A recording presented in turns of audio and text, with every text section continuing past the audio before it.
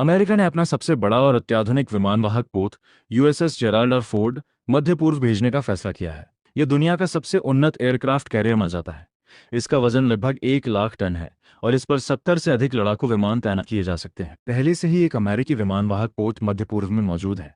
अब इस नए कदम को ईरान के लिए सीधा संदेश और दबाव की रणनीति माना जा रहा है। हालांकि इसे वहां पहुंचने में लगभग 3 से 4 सप्ताह लगेंगे। अब सवाल यह है, क्या ये केवल शक्ति प्रदर्शन है या फिर मध्य पूर्व में तनाव और बढ़ने वाला है? आपकी क्या राय है? कमेंट करके जरूर बताएं।